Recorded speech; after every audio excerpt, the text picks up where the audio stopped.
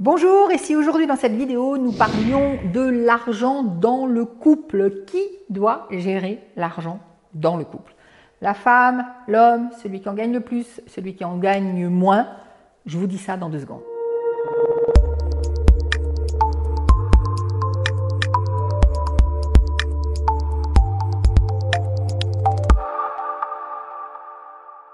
Donc effectivement, l'argent dans le couple, c'est un vrai sujet. Ça peut être un vrai sujet d'engueulade, ça peut être un vrai sujet de divorce. Donc il vaut mieux savoir où on va, ce qu'on en fait. C'est d'autant plus un vrai sujet que généralement, on a oublié, avant de se mettre en couple, de parler du sujet. Pourquoi? L'argent c'est tabou, on n'est pas complètement confortable avec, et donc en fait on va parler de plein de choses, éventuellement de est-ce que tu veux des enfants ou est-ce que tu n'en veux pas, est-ce que tu veux habiter à Montpellier, est-ce que tu veux habiter à Metz ou est-ce que tu veux habiter à Paris, est-ce que tu es plutôt jardin ou bien appartement, est-ce que c'est quoi tes hobbies, où est-ce que tu aimes partir en vacances, est-ce que tu aimes le soleil, est-ce que tu aimes la montagne, est-ce que tu aimes le ski, voilà tout ça on en parle, éventuellement on parle de religion d'ailleurs parce que ça peut aider aussi, mais au fait c'est quoi tes habitudes en termes d'argent, et est-ce que tu es dépensier, est-ce que tu n'es pas dépensier, est-ce que tu as envie de gérer l'argent, est-ce que tu n'as pas envie de le gérer, comment tu fais, qu'est-ce qu'on t'a appris, qu'est-ce que tu sais de l'argent, l'indépendance financière, etc.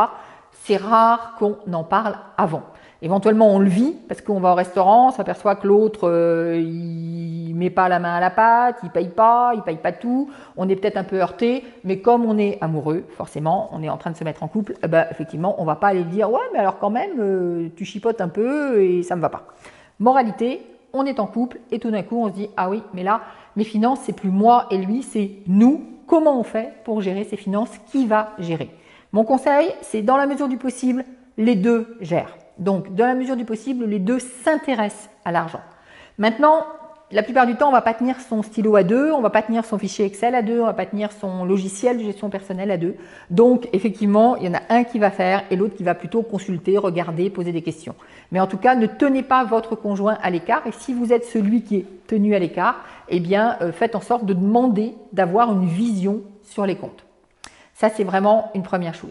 Après, celui qui doit faire le tableur, celui qui doit éventuellement rentrer les chiffres dans quelque chose, eh bien, de préférence, c'est celui qui gagne moins, c'est celui qui ne rapporte pas l'argent. Si jamais il y en avait un qui bossait et l'autre qui ne bossait pas, ce serait celui qui ne bosse pas, qui tient les cordons de la bourse, comme on dit, en tout cas, qui va tenir les finances. Donc, on rééquilibre, c'est celui qui gagne le moins qui va faire les comptes. Voilà, ça c'est le deuxième conseil que je peux vous donner. Et puis alors, troisième conseil, effectivement, pour que ça se passe bien dans le couple, eh bien, c'est que je vous incite vivement à parler d'argent.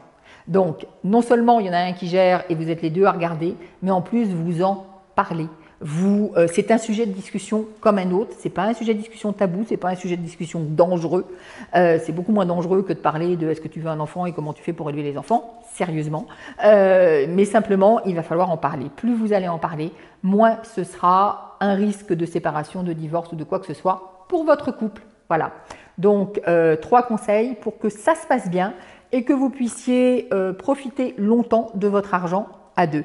Donc, si vous voulez profiter de votre argent à deux, de votre liberté financière, créer votre liberté financière en couple, ça c'est un très beau cadeau que vous pourriez vous faire.